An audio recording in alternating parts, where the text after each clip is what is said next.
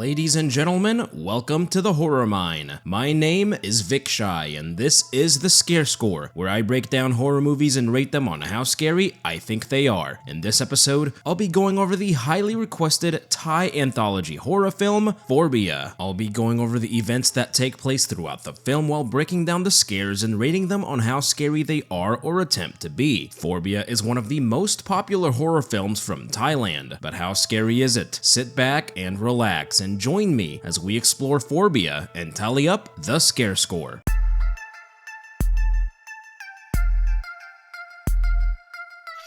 The first segment is titled Loneliness and begins with our main character, Pin, sending an I'm lonely text to her best friend, Muck, formerly known as Grimer. Someone begins pounding on her front door in a pretty frightening manner. It becomes scarier to learn that it was actually the landlady giving her a 3 months past due rent notice. One thing I immediately noticed was the excellent sound design on display, especially with this segment and the cell phone ringing. One night, she receives a text from an unknown number that may or may not be me, creepily saying, "I want to get to know you," and she initially ignores it, but because she's curious and lonely, she asks the stranger if they've met before. They reply no, and she gets excited to learn that the stranger is a man. She tries calling the number, but it's no longer in service. That night, she asks the stranger what he's doing, and he says lying down feeling pretty lonely. He's in a very cramped space and hasn't spoken to anyone in 100 days. Pin has been wearing a cast for 3 months after the taxi she was riding in flipped over. Everything about the situation is weird, but she's so happy to be talking to someone and doesn't seem to care. The storytelling here is pretty unique in that it's shown from Pin's perspective and mostly told via the text conversations between her and the mysterious person. It's really well done, and the story has a great payoff that I didn't expect. It takes its inevitable scary turn when the two swap pictures of each other. Pin sends a picture of herself and the stranger oddly sends the exact same picture back, but with an eerie twist. She doesn't notice the man's face, but closes her phone and clutches onto that plushie a little tighter. This scare scene was really well done because it chose not to do the cliche loud noise that accompanied the revelation of the man's face, and I was fully expecting that to happen. Just seeing his face in the corner of the photo in silence was more than enough to give me chills, although the real oh shit moment in the scene is when he initially says that he is in the photo right next to her. The next day, she conveniently comes across an online article detailing the 100-day death ceremony of a man who gave himself a tour to the afterlife. A cell phone was left in his casket so that he didn't feel lonely or needed to call home. That sentence alone deserves a scare point. She starts connecting the dots and finally sees the man's face in the photo before her computer shuts off. We get hit with a jump scare as the phone suddenly rings and flies out of her hands. This is where the sound design truly shines and adds to the intensity every time the phone rings. Pin is alone in her apartment and doesn't talk the entire time. This amplifies what would normally be considered a normal noise, the phone's vibration. Her phone slides under the bed but then appears right in front of her. He asks what she's afraid of, implying that he is watching her. She turns off the phone but it turns back on by itself. He asks if he can come see her and she plays the "my boyfriend won't like it" card face up in defense mode. He knows that she is alone and says that he is right in front of her building. She looks down onto the empty street and the lights go out. The tension level in this scene feels like it went from 0 to 100 almost instantly. It feels like the vibrations got more aggressive each time the phone rang, which also matched the scariness of the text messages. It's very well done and sets the stage perfectly for what follows. As Pin hurries to lock the door, the lights in the building go off one by one as the unseen force makes its way to her apartment. She looks through the peephole, which should be illegal to do in a horror film at this point. All the lights in the hallway go out before the ones in her apartment finally say, Bravo 6, going dark. She uses her phone as a light source and completely breaks down in tears as her phone goes off once more.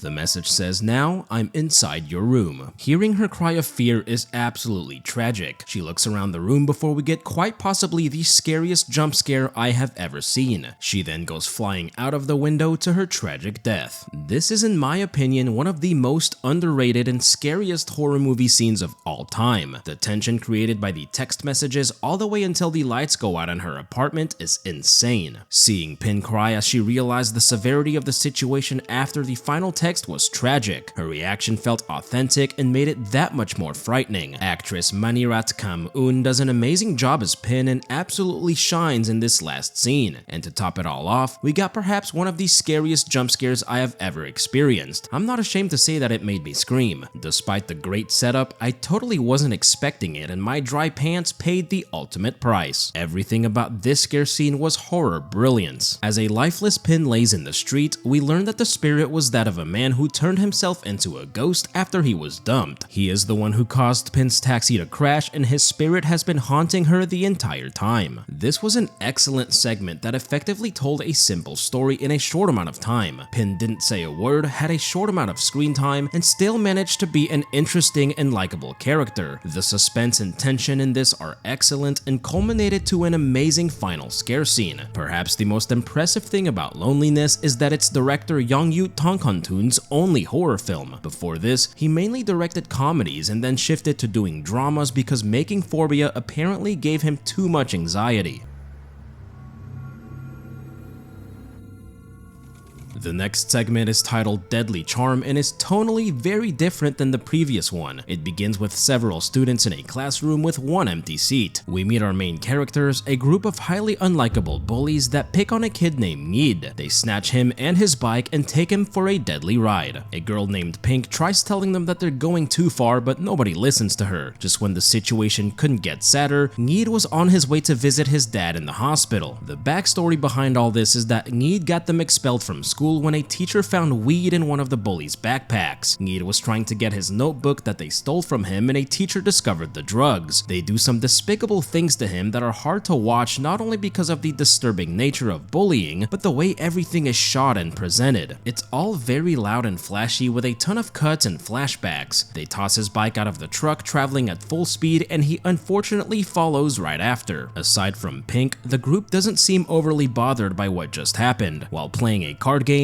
a Joker card ominously appears with the Grim Reaper on it. Need suddenly appears and doesn't seem as lively or alive as everyone else. The bullying continues despite him looking like a literal zombie. He says that they all deserve to die and is clearly out for revenge. The girl named Yogurt picks up the mysterious book he was carrying and screams when she sees its contents. She drops the book and walks back into a piece of rebar. Need starts laughing menacingly until he also sees something in the book that scares him. He also decides to do the moonwalk because that's what scared people do apparently, and falls right out of the window. They try rushing Yogurt to a hospital, but she doesn't make it. The group is distraught by her death and try to figure out what's happening. Everything here is super over the top, and it's clear that this segment isn't taking itself too seriously. The inconsistency between segments is one of the reasons I'm not a big fan of anthology horror films. The boy named Bon reveals he saw Ngid performing black magic to get revenge on the group. Basically, he put their pictures inside a dark book, and whoever sees themselves in the book dies in a brutal way. Because this is a short film, we don't have a lot of time for exposition or logic. The curse is explained by the guy wearing glasses in about 3 sentences, and 3 of the bullies get taken out immediately after. I can't tell you the names of who just died because they weren't all introduced. This leaves the leader of the group, Do, and Pink left standing. Pink rushes downstairs via choppy editing and sees Ngid's spirit showing Do's cursed picture right to his face.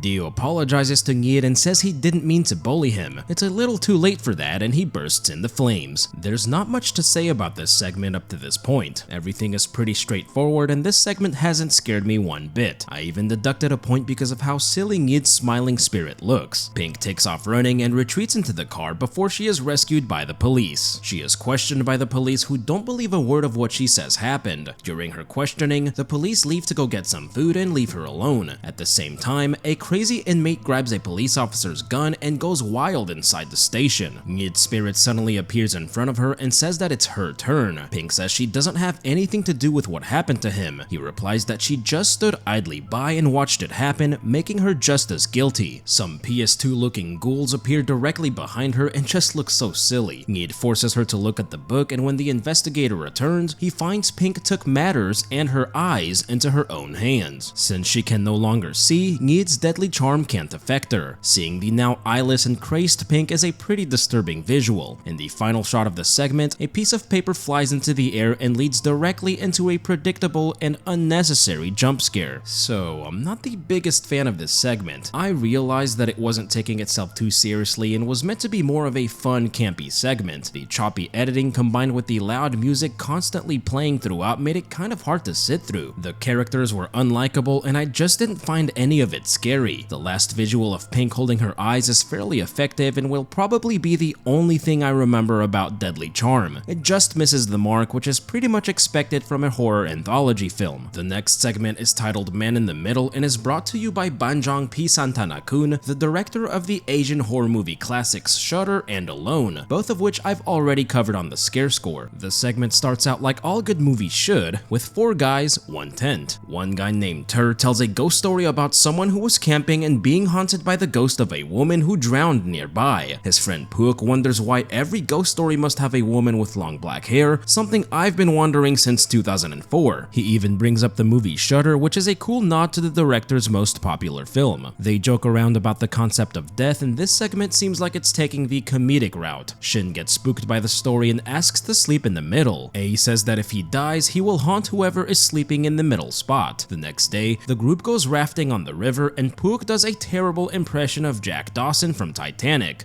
I'm the king of the world! Woo! They hit a nice stream and have a ton of fun. That is until the raft flips over and Tur starts to drown. A tries to rescue him, but Tur struggles a little too much and they both disappear into the water. Tur somehow instantly learns how to swim and gets back on land. A is nowhere to be found and Tur has just displayed some Patrick Star levels of friendship. Tur and Shin are worried about A and Puok tries convincing them that he should be fine. Back in the tent, none of them want to sleep in the middle because A said he would haunt the person that does. They end up sleeping in a triangle so that no one is sandwiched in the middle. Puok gets a whiff of Shin's feet and there is an entire back and forth about his smelly feet. 10 minutes into a 30-minute segment and there hasn't been a single scare. In fact, there have been more attempts at comedy that I almost forgot I was watching a horror film. They hear footsteps directly outside the tent and A shows up soaking wet. Tur thinks it's strange that A didn't drown in the river despite his best efforts to shove his head into the water to save himself. While Shin and A are alone in the tent, A starts coughing really hard and black water leaks from his head. Just when I thought things might start to get good, we get a jump scare and it turns out to be a nightmare. To make things worse, Shin leaves the tent and then tries to immediately crack a joke. They briefly start discussing the possibility of A being a ghost before immediately shifting back to a running gag that isn't even funny. Not to sound overly negative, but where's this going? I'd take away more points, but I'm not gonna take those away from the segment that so far is carrying the entire film on its back. A and Tur go take a leak and A's dead body suddenly floats to the surface. He runs back to the tent and tells the others what he saw. They don't initially believe him until they see it for themselves. We then get a predictable jump scare and they all run out of the tent. Tur trips on a log and loses his glasses Velma style, which is probably the funniest thing to happen this whole segment. We get a pretty decent scare when Puok picks up his glasses and it turns out to be A. The trio regroups and retreats to the riverbank where the twist is revealed. It turns out that all 4 friends actually drowned and that they are all ghosts. A discovered he was dead when he saw his body in the river along with the other 3. They thought he was haunting them when he was actually just trying to lead them to the truth. This was a pretty good twist that I didn't see coming, but it didn't feel like a satisfying payoff. The segment was way too comedy heavy and I didn't really find any of it funny. It had almost no scares aside from a few jump scares, which is disappointing coming from this director. Overall, this segment is better than Deadly Charm, but I didn't find much enjoyment in it. The final segment is titled Flight 224 and is directed by Park Poom-Wong-Poom, who also co-directed Shudder and Alone. We are introduced to our main character named Pim, a flight attendant for Golden Star Airlines. A prince named Albert and his princess Sophia have booked a flight and specifically requested the same crew as their previous flight. Pim tries to get out of the flight but is forced to work by her boss. Pim is told she will be the only flight attendant on board because her co-worker's brother Tur drowned the previous night, connecting this segment to the previous mysterious one. Princess Sophia arrives and boards the plane looking both elegant and menacing. Pim introduces herself to the princess, who ignores her, and they are oddly wearing the same ring. She tries taking it off, but it's stuck and she has to hide it. There is massive tension between the two as the princess purposely spills her coffee on Pim's arm. Pim tries to get her back by getting her a new cup mixed with the bottom of her heel, but the princess isn't falling for it. She asks to see Pim's ring and tells her the dire consequences of having an affair with a married man in her country. Princess Sophia has a shrimp allergy and Pim feeds her noodles that previously had shrimp. She has an allergic reaction almost instantly and retreats to the bathroom. This is where we learn that Pim had an affair with Prince Albert that Sophia has photographic evidence of.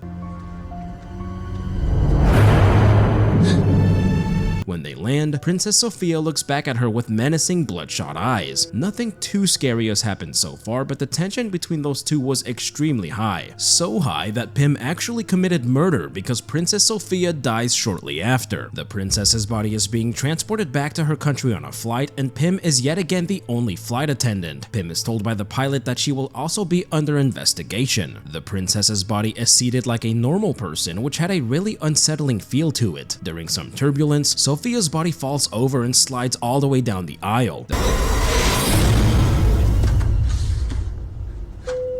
Princess's body moves on its own, and now we're getting back to the good stuff. This was a good scare scene that is more effective because of the great setup. I can't imagine being the sole flight attendant and having to watch over a literal corpse, especially as a result of my own actions. Pim tries staying in the cockpit, but the pilot gives her a dirty look. She goes back to her seat and we get a really effective jump scare that actually turns out to be a quick nightmare. That one caught me pretty off guard and was actually disturbing. A shadow moves across the aisle and Princess Sophia's body disappears. Pim tries telling the captain, but he's had enough of her crazy phone calls. She then hears the princess coughing and gagging coming from the lavatory. She slowly makes her way through the aisle as the gagging sounds get more intense in a heart-pounding scene. She finds the princess's shroud on the ground and the lavatory empty. The scare factor has ramped up significantly from the previous two segments, and I couldn't be happier. I mean, I could have a dad. Pim is suddenly locked in the lavatory and hears wheezing directly behind her. Princess Sophia appears, and this is the moment that I would start swinging wildly with my eyes closed. She runs out and the princess begins stalking her. She arms herself with an axe and begs the pilots to let her in. She tries axing her way off the plane, but the captain stops her. He zip ties her to the seats right in front of the dead body. Princess Sophia starts coughing through the shroud and it slowly falls off, revealing her terrifying face. We get one final predictable jump scare before Pim is deleted off screen. In the film's final scene, Pim's dead body is discovered on the floor in front of Princess Sophia, seemingly on her knees begging for mercy with her head slightly turned 180 degrees as the movie ends. Flight 224 was an excellent segment and a great way to finish the film. There were some really creative scares that made great use of the unique premise involving the flight and dead body. The sound design also really helps create an unnerving atmosphere, especially when Princess Sophia's spirit is making noises but we don't see her. Although Pim wasn't a likable character and had it coming, actress Leila Bunyasak gives an amazing performance. She absolutely sells her frightened reactions, especially using her eyes. It's a really scary segment that ultimately saves the entire film. And that, ladies and gentlemen, was Phobia. My friends, my opinion on this film is pretty simple. The first and last segments were excellent and the middle two just weren't good. That's to be expected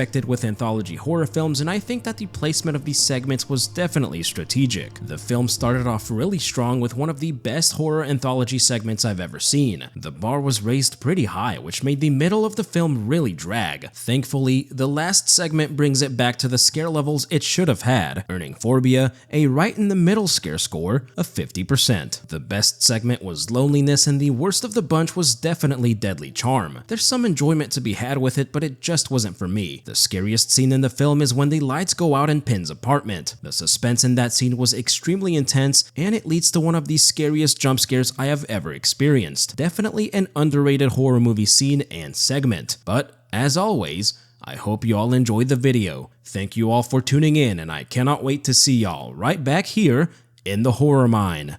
Y'all stick around.